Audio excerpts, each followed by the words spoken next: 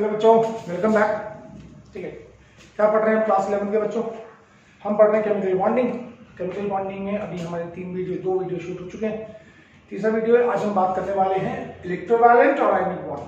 ठीक है, चलिए शुरू करते हैं without wasting any time. Now electrovalent और आयनिक बॉन्ड क्या होता है? देखो, हमने क्या पढ़ा था? हमने पढ़ा था Kossel Lewis approach. Kossel Lewis approach to bonding. अब कॉसेल और लुईस सर ने क्या बोला था? उन्होंने कहा था जो इलेक्ट्रोपॉजिटिव एलिमेंट होते हैं, इलेक्ट्रोपॉजिटिव एलिमेंट कौन से होते हैं? जो सबसे लेफ्ट में होते हैं, तो आपको पता है सबसे लेफ्ट में, क्योंकि साइज बड़ा होता है ना, न्यूक्लियस और बैलेंस इलेक्ट्रॉन्स दूर दूर होते हैं, तो एलिमेंट्स की इलेक्ट्रॉन लूज करने की टेंडेंसी ज्यादा होती है और वो बढ़िया मैट्रिक्स होते हैं। ठीक है, तो उन्होंने क्या बोला था? उन्होंने बोला था कि जैसे Na है, इसका इलेक्ट्रॉनिक कॉन्फ़िगरेशन क्या होता है? 11 इलेक्ट्रॉन्स होते हैं, तो पहले शेल में 2, दूसरे शेल में 8, तीसरे शेल में 1 इलेक्ट्रॉन। तो इन्होंने बोला था ये क्या करेगा? गैसेस स्टेट में इलेक्ट्रॉन को लूज करेगा, Na पॉजिटिव गैस बनाएगा। ठीक है, दूसरा इन्होंने क्या बोला? इन्होंने बोला Cl। अब Cl को हम मान लेते हैं Cl गैस। वैसे Cl नेचर में Cl2 की फॉर्म में एग्जिस्ट करता है, अभी उसके बारे में भी बात करेंगे। ठीक है, अब इसका इलेक्ट्रॉनिक कॉन्फ़िगरेशन, अब यहाँ पे इलेक्ट्रॉनिक कॉन्फ़िगरेशन क्या हो गया? 2 और 8 ऑक्टेट पूरा।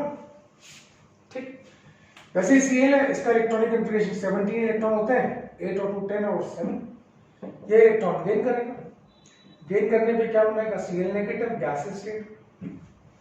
ठीक है, और ऐसा करते ही इसका ऑक्टेट पूरा हो जाएगा। ये कॉसेल और लुईस सर ने कहा। अब ये है एल्कली मेटल, कौन से ग्रुप का? ग्रुप फर्स्ट का। और ये कौन से एलिमेंट, कौन से ग्रुप का है? Group 17 halogens. ठीक है, अब ये दोनों क्या करेंगे? Na पॉजिटिव है गैस स्टेट में, Cl नेगेटिव है गैस स्टेट में। अब क्योंकि पॉजिटिव और नेगेटिव है, तो पॉजिटिव और नेगेटिव के बीच में अट्रैक्टिव फोर्सेस तो होंगे। क्या बोलते हैं उनको? Electrostatic forces of attraction. तो ये दोनों Na पॉजिटिव और Cl नेगेटिव क्या करेंगे? Na पॉजिटिव Cl नेगेटिव बनाएंगे और ये सॉलिड बन जाएंगे। ठीक है, एनर्जी की बात अभी थोड़ी देर में करेंगे कि कैसे एनर्जी चेंजेस होते हैं, क्या होते हैं, उसकी बात हम थोड़ी देर में करेंगे। ठीक है बच्चों, अब ये जो बॉन्ड बना, ये जो कंपाउंड है, ये आयनिक कंपाउंड है। तो आयनिक कंपाउंड और इनके बीच में कौन सा बॉन्ड है? आयनिक बॉन्ड है। जैसे हमने बोला NH3 को हम क्या दिखाते हैं? डंडे से दिखाते हैं बॉन्ड को, है ना, ऐसे दिखाते हैं। ये है कोवैलेंट बॉन्ड, पर आयनिक बॉन्ड में कोई डंडा नहीं होता, क्योंकि आयनिक bond is actually not a bond. कहने के लिए हम बॉन्ड बोल रहे हैं, ठीक है, बट आयनिक बॉन्ड में कोई बॉन्ड नहीं होता बच्चों। It's generally the electrostatic force of attraction between a positive charge metal ion and a negative charge non metal ion. एक एटायन, metal ion, anion, non metal ion, इनके बीच में जो इलेक्ट्रोस्टैटिक फोर्स ऑफ अट्रैक्शन होता है उसी को बोलते हैं आयनिक बॉन्ड। जैसे फॉर एग्जांपल, दूसरा एक और एग्जांपल लेते हैं। Mg है, Mg के पास 12 इलेक्ट्रॉन, 2 8 2।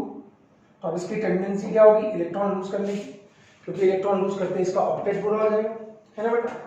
ये गैस स्टेट में इलेक्ट्रॉन लूज करेगा, Mg2 पॉजिटिव बनेगा और 2 इलेक्ट्रॉन बाहर निकालेगा। ठीक है, इसका इलेक्ट्रॉनिक कॉन्फ़िगरेशन क्या होगा? 2 और 8। ऐसी ऑक्सीजन है गैस स्टेट में, इसका इलेक्ट्रॉनिक कॉन्फ़िगरेशन क्या होता है? 2 और 6, 8 इलेक्ट्रॉन होते हैं। अब इसके ऑक्टेट पूरा करने के लिए इसको कितने इलेक्ट्रॉन की जरूरत है? 2 इलेक्ट्रॉन की। ये O2 नेगेटिव बन जाएगा गैस स्टेट में। ठीक, अब ये कैटायन है और ये एनायन है। कैटायन भी गैस स्टेट में है, एनायन भी गैस स्टेट में है, और ये क्या बन जाएगा? MgO, ये बन जाएगा सॉलिड। एनर्जी की बात अभी थोड़ी देर में करेंगे बेटा। ठीक है, अब ये कई बच्चे सवाल ये पूछते हैं कि सर ये भी कैटायन है, ये भी एनायन है, और ये गैस स्टेट में, ये गैस स्टेट में, तो ये सॉलिड कैसे बन गया? तो बेटा वो सॉलिड कैसे बना, तो उसके लिए हमें एनर्जी चेंजेस सीखने पड़ेंगे कि कौन कौन से एनर्जी चेंजेस होते हैं जब एक आयनिक कंपाउंड बनता है।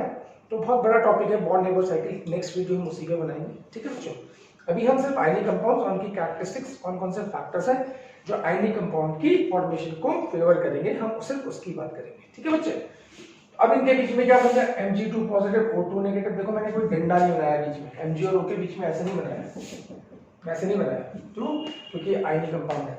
तो आयनिक बॉन्ड क्या होता है, electrostatic force of attraction. Ionic bond, what is ionic bond? अगर आपसे पूछा व्हाट इज आयनिक बॉन्ड तो आप क्या बोलोगे? ये एक इलेक्ट्रोस्टैटिक फोर्स ऑफ अट्रैक्शन है between the positive charge metal cation, क्योंकि कैटायन की पॉजिटिव चार्ज आयन बनाता है, and negative charge non metal cation. समझ में आ गया? ज़्यादा समझ में आ गया? अब देखो क्या होता है, जैसे हम बोलते हैं BF3, अब BF3 कोवेलेंट कंपाउंड है, तो इसकी एक शेप होती है, एक डायरेक्शन है कि एक इधर बॉन्ड बन रखा है, एक इधर बॉन्ड बन रखा, एक इधर बॉन्ड बन रखा, और इसकी शेप का नाम है कि जो ट्रायंगल की फॉर्म में बनती है तो उसको बोलते हैं ट्राइगोनल प्लेनर। ये कौन है? ये कोवेलेंट कंपाउंड है। क्या है? शेप है मॉलिक्यूल की। आयनिक कंपाउंड जो होता है वो क्रिस्टल की फॉर्म में होता है। ठीक है, क्रिस्टल की फॉर्म में होता है, सॉलिड फॉर्म में है क्योंकि क्रिस्टल की फॉर्म, सॉलिड है क्योंकि क्रिस्टल की फॉर्म में है। तो इनका आयनिक कंपाउंड्स और कोवेलेंट कंपाउंड्स, कोवेलेंट कंपाउंड्स में बॉन्ड होते हैं, वो अलग अलग डायरेक्शन में होते हैं, तो इनको बोलते हैं डायरेक्शनल। पर MgO जो कि आयनिक कंपाउंड है, या NaCl जो आयनिक कंपाउंड है, इनको बोलते हैं नॉन डायरेक्शनल। क्यों? क्योंकि क्रिस्टल की फॉर्म में होते हैं। तो unlike covalent compounds, unlike covalent bond which is directional, ionic bond is non directional, या ionic compounds non directional compounds होते हैं। समझ में आता है? यहां तक आ गया? ये थी यहां तक की बात। अब हम आते हैं सेकंड इंपॉर्टेंट बात पे। सेकंड इंपॉर्टेंट बात क्या थी हमारे पास? सेकंड इंपॉर्टेंट बात क्या है बच्चों हमारे पास, कि जो आयनिक कंपाउंड्स होते हैं, ठीक है, उसमें एक टर्म आती है electrovalency.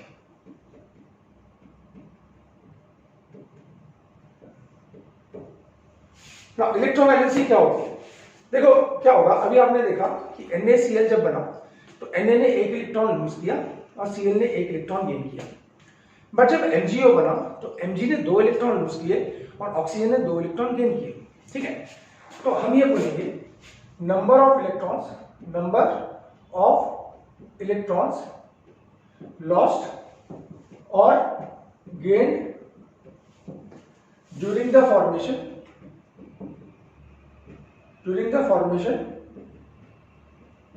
of an ionic compound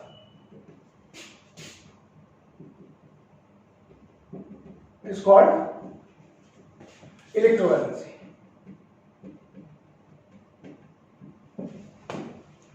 ठीक है मेरे प्यारे बच्चों, अब जैसे हमने बोला Na पॉजिटिव Cl नेगेटिव है, तो इसकी और इसकी इलेक्ट्रोवैलेंसी कितनी होगी? यहाँ पे अगर मैं लिखूं इलेक्ट्रोवैलेंसी, तो इलेक्ट्रोवैलेंसी कितनी होगी? इलेक्ट्रोवैलेंसी दोनों की बराबर होगी। मैंने बोला MgO है, Mg2 positive O2 negative. Mg ने कितने इलेक्ट्रॉन लूज किए? 2 इलेक्ट्रॉन लूज किए। ऑक्सीजन ने कितने इलेक्ट्रॉन लूज किए? 2 इलेक्ट्रॉन लूज किए। और ये क्या है? आयनिक कंपाउंड है, तो कितने इलेक्ट्रॉन लॉस और गेन हुए? 2, तो दोनों की इलेक्ट्रोवैलेंसी क्या होगी? 3। अगर मैं बात करूं AlF3 की, अब Al ने कितने इलेक्ट्रॉन लूज किए? तो इसकी इलेक्ट्रोवैलेंसी कितनी होगी? 3। पर फ्लोरीन ने एक इलेक्ट्रॉन गेन किया, तो इसकी इलेक्ट्रोवैलेंसी होगी 1। Is that clear? जितने इलेक्ट्रॉन लूज करेगा कोई भी एलिमेंट मेटल, तो वो उसकी इलेक्ट्रोवैलेंसी हो जाएगी, और कितने इलेक्ट्रॉन कोई भी नॉन मेटल गेन करेगा वो उसकी इलेक्ट्रोवैलेंसी हो जाएगी। तो मेरे ख्याल से इलेक्ट्रोवैलेंसी समझ में आ गई होगी, इसमें कोई प्रॉब्लम नहीं होनी चाहिए। समझ में आया? अब बेटा हम आते हैं इसके बाद हमारे पास जो नया टॉपिक है वो है फैक्टर्स। कौन कौन से फैक्टर्स है? ठीक है, factors favouring ionic bonding. Now ये इंपॉर्टेंट है, ठीक है बेटा। हम बात कर रहे हैं कौन कौन से फैक्टर्स हैं जो कि आयनिक बॉन्डिंग। अब देखो आयनिक बॉन्ड किसके बीच में बनता है? A positive B negative. ये क्या होता है? मेटल आयन होता है। और B नेगेटिव क्या है बच्चों? नॉन मेटल आयन है। कैटायन हमेशा मेटल होगा, आयन हमेशा नॉन मेटल होगा। ठीक है बच्चों, तो पहली बात जो है, सबसे पहली बात जो है वो है इलेक्ट्रोपॉजिटिव कैरेक्टर, या मैं बोलूं आयनिक बॉन्डिंग बढ़िया कब बनेगी? जब इलेक्ट्रोपॉजिटिव कैरेक्टर के टाइम का ज्यादा होगा।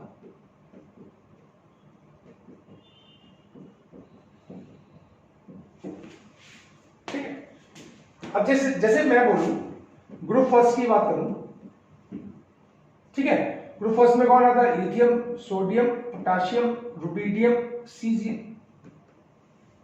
और अगर मैं ग्रुप सेकंड की बात करूं या ग्रुप 13 की बात करूं, डी ब्लॉक नहीं पढ़ना है, beryllium, magnesium, calcium, strontium, barium, और यहाँ पे boron, aluminium, gallium, indium, thallium. ऊपर से नीचे जाएंगे ये सारे मेटल आयंस हैं, बोरॉन को छोड़ के, बोरॉन को छोड़ दो, ठीक है, ये सारे मेटल आयंस हैं, group first, group second, group 13, है ना। तो हमने क्या बोला, ऊपर से नीचे जाएंगे तो electropositive character increases. Electropositive character किसे बोलते हैं? By tendency to lose electron, and tendency to lose electron depends upon the size. Down the group जाओगे, साइज बड़ा कराओगे, इलेक्ट्रॉन जल्दी निकलवाओगे, इलेक्ट्रोपॉजिटिव कैरेक्टर बढ़ाओगे, ठीक है, यहां तक आ गया।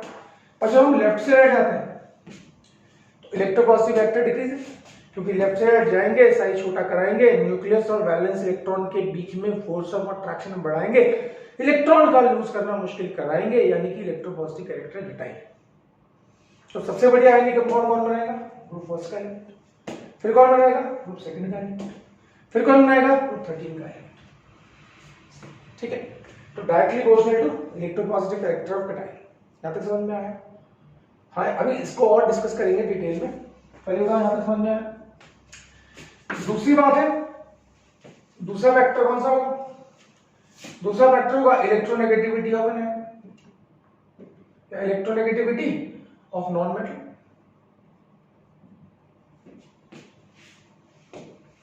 ठीक है, हाँ है ना। तो अगर मैं बोलूं nitrogen, oxygen, fluorine, chlorine, bromine, iodine, इधर से इधर जाएंगे तो इलेक्ट्रोनेगेटिविटी बढ़ेगी, और इधर से इधर जाएंगे तो इलेक्ट्रोनेगेटिविटी डिक्रीज होगी। ठीक है, तो सबसे बढ़िया आयनिक कंपाउंड, अगर मैं लेफ्ट से आता हूं तो लेफ्ट से राइट जाता हूं तो फ्लोरीन आपको पता है कि मोस्ट इलेक्ट्रोनेगेटिव एलिमेंट है, ऑक्सीजन सेकंड है ना। तो सबसे बढ़िया आयनिक कंपाउंड कौन रहेगा? फ्लोरीन, फिर ऑक्सीजन, फिर नाइट्रोजन। और नीचे की तरफ जाएंगे तो इलेक्ट्रोनेगेटिविटी डिक्रीजेस, तो tendency to form ionic compound decrease. तो सबसे बढ़िया कौन बनाएगा? फ्लोरीन, फिर क्लोरीन, फिर ब्रोमीन, फिर आयोडीन। मेरे ख्याल से यहां तक समझ में आ गया। तो 2 पॉइंट क्लियर हो गए। तीसरी बात है, तीसरा फैक्टर है, ये ए और बी कर दूं मैं इसको, ठीक है। दूसरी बात है आयनिक बॉन्डिंग, ठीक है, इस पे डिपेंड करेगी। Ionic bonding is directly proportional to या inversely proportional to number of valence electrons of metals and directly proportional to number of valence electrons of non metals. अब देखो क्या, मैं आपको बताता हूं। सोडियम है फर्स्ट ग्रुप का एलिमेंट, फिर मैग्नीशियम है, फिर एल्यूमिनियम है, एक पॉजिटिव, इसके पास वैलेंस इलेक्ट्रॉन कितने हैं? 281। इसके पास कितने हैं? 282। दो वैलेंस, एक वैलेंस इलेक्ट्रॉन, दो वैलेंस इलेक्ट्रॉन। और एल्यूमिनियम के पास वैलेंस इलेक्ट्रॉन कितने हैं? 13। तो 2, 8 और 3। वैलेंस इलेक्ट्रॉन कितने? 3। वैलेंस इलेक्ट्रॉन कितने? 2। वैलेंस इलेक्ट्रॉन कितने? 1। तो जितने वैलेंस इलेक्ट्रॉन मेटल के पास कम होंगे उतनी जल्दी वो इलेक्ट्रॉन लूज करेगा। सोडियम सबसे जल्दी लूज करेगा, फिर मैग्नीशियम, फिर एल्यूमिनियम। तो कम वैलेंस इलेक्ट्रॉन तो जल्दी लूज करेगा, तो ज्यादा बढ़िया आयनिक कंपाउंड बनेगा। ठीक है, तो मेटल के पास जो होनी चाहिए वो कम वैलेंस इलेक्ट्रॉन होनी चाहिए ताकि वो जल्दी इलेक्ट्रॉन लूज कर सके। सबसे बढ़िया आयनिक बॉन्डिंग कौन बनाएगा? फिर कौन बनाएगा? Mg। फिर कौन बनाएगा? एल्यूमिनियम। यहां तक आ गया समझ में? पक्का पक्का, done done done done done. चलो आगे। ठीक है, फिर number of non valence electrons of non metal. Nitrogen 2, 8, ध्यान देना 5, ठीक है, सॉरी 2, 8, 5, 7 इलेक्ट्रॉन होते हैं ना, 2 और 5, ऑक्सीजन है 2 और 6, फ्लोरीन है 2 और 7, वैलेंस इलेक्ट्रॉन चेक करो 5 6 7। अब देखो क्या होगा, फ्लोरीन के पास बैलेंस इलेक्ट्रॉन ज्यादा है, directly proportional to number of non valence electrons of non metals. जितने ज्यादा बैलेंस इलेक्ट्रॉन होंगे उतनी जल्दी ऑक्टेट कंप्लीट करने की टेंडेंसी होगी। साथ है भाई, है ना? तो ऑक्टेट पूरा करने के लिए कितने इलेक्ट्रॉन चाहिए? 8। एक, इसको कितने चाहिए? 2, इसको कितने चाहिए? 3। यानी कि ये जो कैटायन बनाएगा वो N3 नेगेटिव बनाएगा, O2 नेगेटिव बनाएगा, F नेगेटिव बनाएगा। और आपको पता है एक इलेक्ट्रॉन गेन करना आसान है, 2 इलेक्ट्रॉन गेन करने मुश्किल है, 3 इलेक्ट्रॉन गेन करने और मुश्किल है। ठीक है, तो दूसरा फैक्टर क्या भैया, ज्यादा बैलेंस इलेक्ट्रॉन होंगे नॉन मेटल के पास तो जल्दी आयन बनेंगे, ज्यादा बढ़िया आयनिक बॉन्डिंग होगी। समझ में आ गया? तो मेरे ख्याल से 2 फैक्टर समझ में आ गए होंगे। 30 और कुछ अलग समझ में आ गया? तीसरी बात, आयनिक बॉन्डिंग, थोड़ा नीचे लिखता हूं, ionic bond is directly proportional to, ध्यान देना, ठीक है, sorry inversely proportional to ionization energy of metals. ठीक है, ठीक है। और चौथा ionic bonding is directly proportional to electron gain enthalpy of non metals. ठीक है, अब देखो इस लास्ट पॉइंट को समझना, ये 2 पॉइंट रह गए, फिर खत्म करते हैं इसको, आगे चलते हैं। तो हमने क्या बोला, हमने बोला भैया देखो क्या होगा, Na, ठीक है, Na पॉजिटिव बनाएगा ये गैस स्टेट में, तो यहां पे एनर्जी लगेगी, उसको बोलते हैं आयनाइजेशन एंथैल्पी। ठीक है, ऐसे Cl नेगेटिव, Cl है गैस स्टेट में, इलेक्ट्रॉन गेन करेगा, Cl नेगेटिव बनाएगा, और यहां पे एनर्जी बाहर निकलेगी, उसको बोलेंगे इलेक्ट्रॉन गेन एंथैल्पी।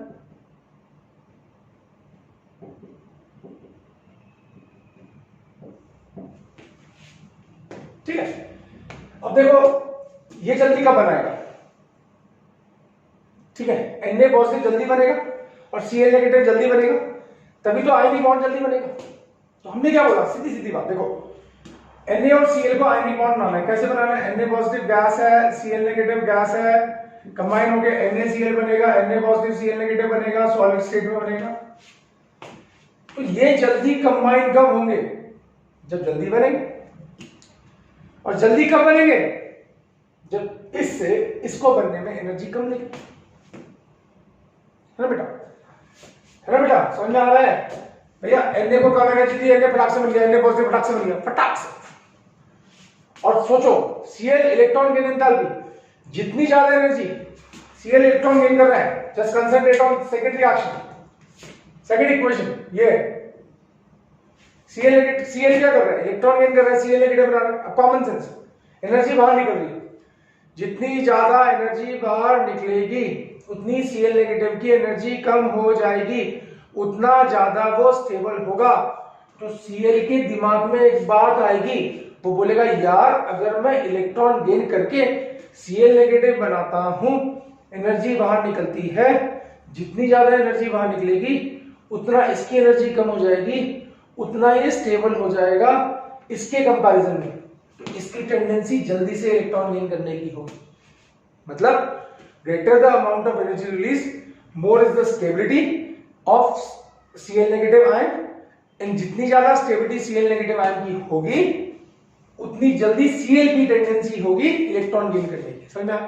तो Cl है, उसे पता है कि Cl नेगेटिव बनने में एनर्जी बाहर निकलेगी, ज्यादा एनर्जी बाहर निकलेगी तो जल्दी बनेगा, और जल्दी बनेगा तो ज्यादा बढ़िया आयनिक बॉन्डिंग बनेगी। समझ में आया? तो अब यार देखना, याद रखा यार, तो आयनाइजेशन एनर्जी लो होनी चाहिए और इलेक्ट्रॉन गेन एंथैल्पी हाई होनी चाहिए। क्या बोला मैंने? रिपीट करिए, आयनाइजेशन एनर्जी लो होनी चाहिए और इलेक्ट्रॉन गेन एंथैल्पी हाई होनी चाहिए। आयनाइजेशन एनर्जी लो होनी चाहिए, इलेक्ट्रॉन गेन एंथैल्पी हाई होनी चाहिए।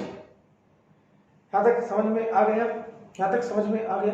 अब जैसे देखो सबसे ज्यादा इलेक्ट्रॉन गेन एंथैल्पी किसकी होती है, Cl नेगेटिव की, हाईएस्ट होती है पूरी पीरियोडिक टेबल में, highest electron gain enthalpy in the whole periodic table. और लोएस्ट आयनाइजेशन एनर्जी किसकी होती है, lithium, sodium, potassium, rubidium, caesium, ये सबसे लेफ्ट में डाउन द ग्रुप जाएंगे, साइज बड़ा कराएंगे, इलेक्ट्रॉन जल्दी बाहर निकालेंगे। और सबसे कम आयनाइजेशन एनर्जी, तो आयनाइजेशन एनर्जी सबसे कम किसकी होगी, सीजियम की, तो सबसे बढ़िया आयनिक बॉन्डिंग कौन रहेगा, सीजियम, ठीक है। और सबसे ज्यादा इलेक्ट्रॉन गेन एंथैल्पी किसकी होगी, Cl की, तो सबसे बढ़िया आयनिक बॉन्डिंग कौन रहेगा, Cl। समझ में आया? तो मेरे ख्याल से फैक्टर समझ में आ गए होंगे। तो क्या होना चाहिए, इलेक्ट्रोपॉजिटिव कैरेक्टर ज्यादा होना चाहिए कैटायन का, जल्दी इलेक्ट्रॉन लूज करेगा, नॉन मेटल का इलेक्ट्रॉन नेगेटिविटी ज्यादा होनी चाहिए, ठीक।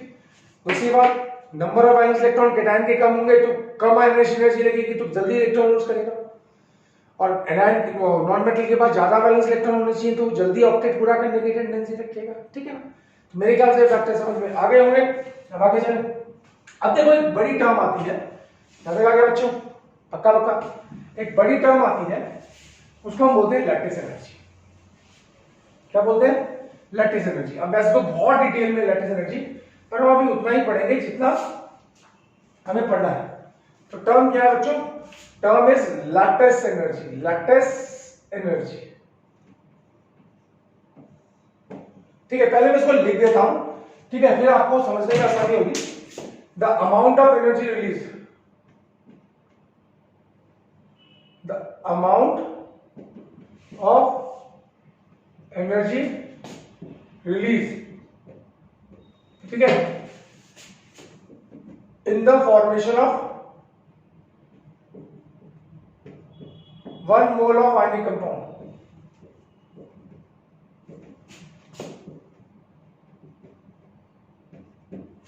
it's called lactic energy,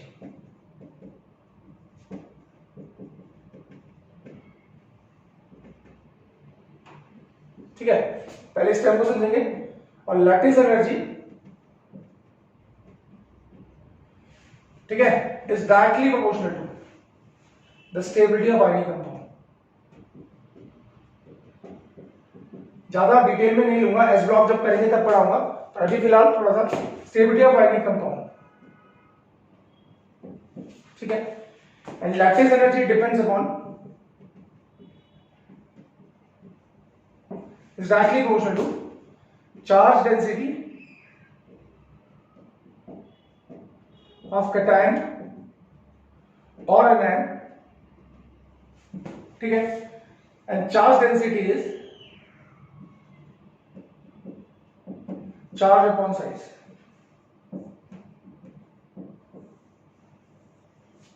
ठीक है।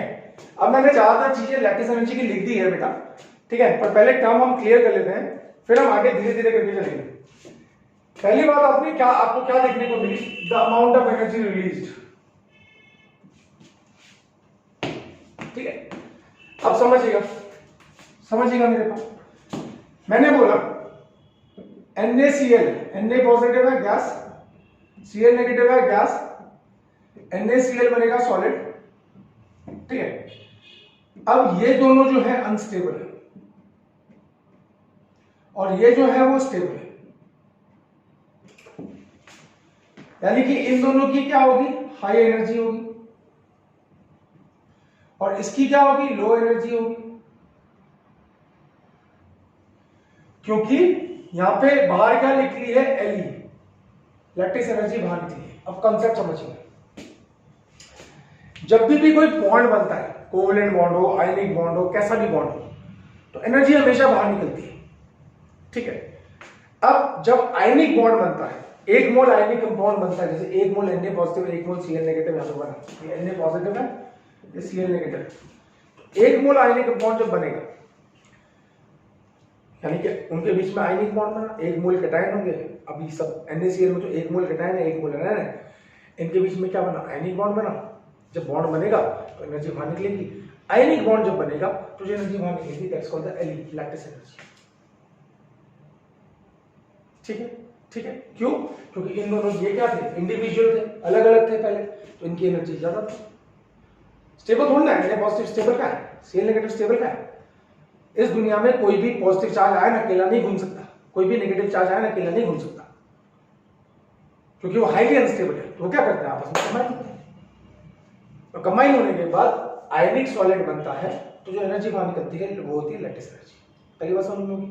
तो लैटिस एनर्जी मेरे ख्याल से क्लियर होगी कि एक मोल आयनिक कंपाउंड जब बनेगा तो जो भी एनर्जी बाहर निकलेगी that is called the lattice energy.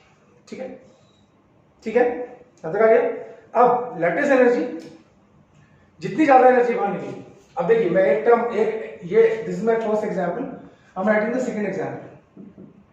Mg2 positive, ठीक, प्लस O2 नेगेटिव, ये क्या बना है, ये गैस स्टेट में है, ये गैस स्टेट में है, ये MgO बनेगा, 2 पॉजिटिव 2 नेगेटिव, सॉलिड बनेगा, प्लस लैटिस एनर्जी।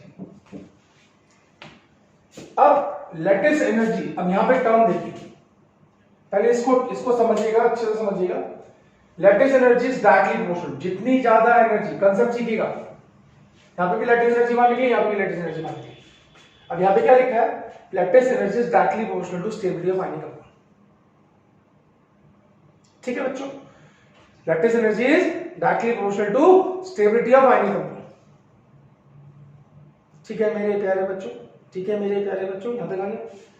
अब लैटिस एनर्जी यानी कि जब एनर्जी बाहर निकलेगी, हमें पहले टर्म समझ लेते हैं। लैटिस एनर्जी बाहर निकलेगी, यहां पे निकली 100 किलो जूल, यहां पे निकली 200 किलो जूल सपोज, तो जितनी ज्यादा एनर्जी बाहर निकलेगी उतनी कंपाउंड की खुद की एनर्जी कम हो जाएगी। हम ये बोलेंगे ना भैया इस कंपाउंड के बनने में 200 किलो जूल एनर्जी बाहर निकली, तो इस कंपाउंड की एनर्जी 200 किलो जूल कम होगी। इस कंपाउंड के बनने में सपोज 100 किलो जूल एनर्जी बाहर निकली, तो इस कंपाउंड की एनर्जी 100 किलो जूल कम होगी।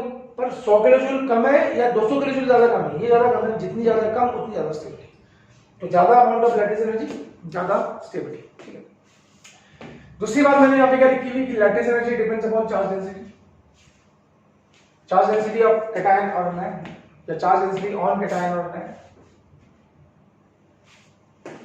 अब चार्ज डेंसिटी क्या है, चार्ज अपॉन साइज, समझिएगा। अब क्या लिखिएगा, Na है लेफ्ट में, Mg है राइट में, Na के पास +1, Mg के पास +2, जितना ज्यादा पॉजिटिव चार्ज होता है उतना साइज छोटा होता है। तो अब अगर हम Na की बात करें और Mg की बात करें, तो चार्ज ज्यादा होना चाहिए, साइज छोटा होना चाहिए। आपको पता है लेफ्ट से राइट जाते हैं, चार्ज ज्यादा है और साइज छोटा है। ठीक है, या तो चार्ज ज्यादा हो या साइज छोटा हो। और यहां से यहां जब जा रहे हैं तो दोनों चीजें हो रही है, चार्ज भी बढ़ रहा है, साइज भी छोटा हो रहा है। चार्ज भी बढ़ रहा है और साइज भी छोटा हो रहा है, यानी कि लैटिस एनर्जी इंक्रीजेस।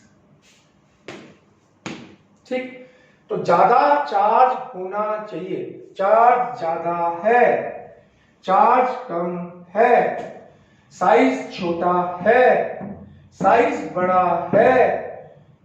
ठीक, तो यहां पे चार्ज डेंसिटी, यहां पे क्या होगी, मोर चार्ज डेंसिटी, इसको समझो, मोर चार्ज डेंसिटी, क्योंकि इसका साइज इससे छोटा, इसका साइज ये सेकंड पीरियड का एलिमेंट है, थर्ड पीरियड का एलिमेंट है, इसका साइज इससे छोटा, ये छोटा ये बड़ा, तो छोटा साइज है, साइज छोटा, तो चार्ज डेंसिटी ज्यादा, चार्ज ज्यादा है, चार्ज ज्यादा तो चार्ज डेंसिटी ज्यादा, और चार्ज डेंसिटी ज्यादा तो लैटिस एनर्जी ज्यादा, और लैटिस एनर्जी ज्यादा तो स्टेबिलिटी ऑफ कंपाउंड ज्यादा। समझ में आया?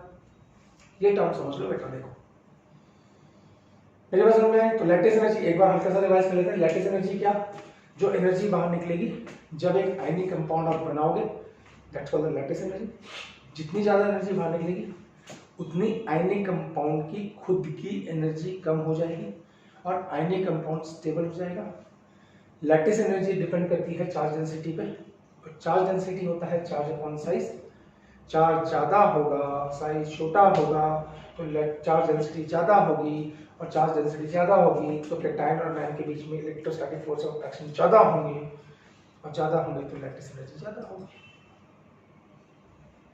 आया, यहाँ तक आया, समझ में आ गया? अब मेरे ख्याल से लैटिस एनर्जी क्लियर हो गया होगा। चलिए देखिए, इसमें कुछ प्रॉब्लम है, नोट करना है तो नोट कर लीजिए, फिर आगे चलते हैं। अब देखो मैं आपको एक चीज बताऊं, अगर मैं पूछूं, अगर मैं आपसे पूछूं, क्वेश्चन लिखता हूं, which among the following pairs will have high lattice energy.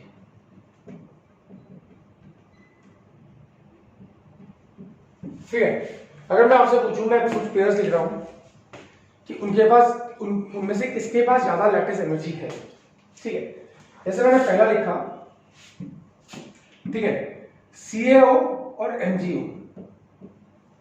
दूसरा मैंने लिखा FeO और Fe2O3। ठीक है, तीसरा मैंने लिखा, ध्यान दीजिएगा, NaF और KF। ठीक है, अब आपको पता है बेरिलियम, मैग्नीशियम, कैल्शियम, यहाँ पे भी 2 पॉजिटिव होगा, यहाँ पे भी 2 पॉजिटिव होगा, यहाँ पे 2 पॉजिटिव होगा, पर इसका साइज छोटा होगा, इसका साइज क्या होगा, बड़ा होगा। डाउन द ग्रुप जाएंगे, साइज बड़ा कराएंगे। ऑक्सीजन तो दोनों में कम है, ऑक्सीजन तो देखना नहीं, केटायन का साइज देखिए। डाउन द ग्रुप जाएंगे, साइज बड़ा कराएंगे, चार्ज डेंसिटी घटाएंगे, क्योंकि चार्ज डेंसिटी क्या होता है, चार्ज अपॉन साइज, साइज बड़ा चार्ज डेंसिटी कम, और चार्ज डेंसिटी कम तो लैटिस एनर्जी कम। ठीक है, तो डाउन द ग्रुप जाएंगे, साइज बड़ा कराएंगे, चार्ज डेंसिटी घटाएंगे, लैटिस एनर्जी घटाएंगे। तो क्या, more lattice energy, less lattice energy, high charge density due to small size, less charge density. अब FeO है, Fe के ऊपर चार्ज कितना, वो तो 2 नेगेटिव ही रहेगा। यहाँ पे Fe के पास चार्ज कितना, ठीक है। अब चार्ज ज्यादा तो चार्ज डेंसिटी ज्यादा तो लैटिस एनर्जी ज्यादा। अभी सिखाया ना, हाँ या ना, चार्ज ज्यादा तो चार्ज डेंसिटी ज्यादा तो लैटिस एनर्जी ज्यादा। आया NaF KF, Na का साइज छोटा, K का साइज बड़ा, साइज बड़ा तो चार्ज डेंसिटी कम तो लैटिस एनर्जी ज्यादा। मेरी ख्याल से समझ में आ गया होगा लैटिस एनर्जी, है ना। चले आगे चले। अब देखो बेटा क्या क्वेश्चन आता है और क्या क्या आ सकता है इसमें। अब वो पूछ सकता है कि विच इज मोर आयनिक, ऐसे पूछ सकता है। क्वेश्चन पूछा उसने, which is more ionic. Question पूछा विच इज मोर आयनिक। चलो ma'am, LiF, NaF, KF, RBF, CSF। ठीक है, अब देखो F negative, F negative, F negative, F negative, F negative, सब कॉमन। ठीक है, अभी Na positive, Na positive, K positive, RB positive, CS positive. ये डाउन द ग्रुप जाएंगे, साइज बड़ा कराएंगे। ठीक है, तो इलेक्ट्रो पॉजिटिव कैरेक्टर, इसको तो देखना नहीं है। Electro ELEC TRO, electro positive character of metal ion increases, therefore ionic character increases।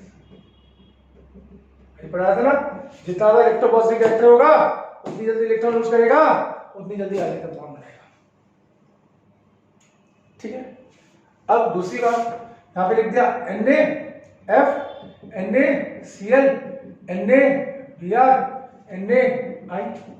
अब Na तो सब में सेम है, पॉजिटिव पॉजिटिव पॉजिटिव पॉजिटिव। अब F नेगेटिव, Cl नेगेटिव, इधर से इधर जाएंगे तो क्या होगा, इसको देखना है, इसको देखना है, इसको देखना है, इसको देखना है। डाउन द ग्रुप जाएंगे, electronegative character of non-metal ion decreases, therefore ionic character decreases।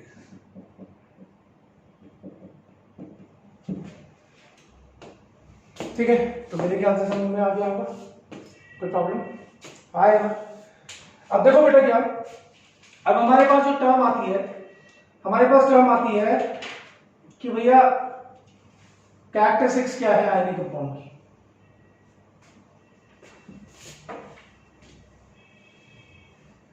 ठीक है, इसको हम शॉर्ट में लिखेंगे फटाफट। ठीक है, कैरेक्टरिस्टिक्स ऑफ आयनिक कंपाउंड।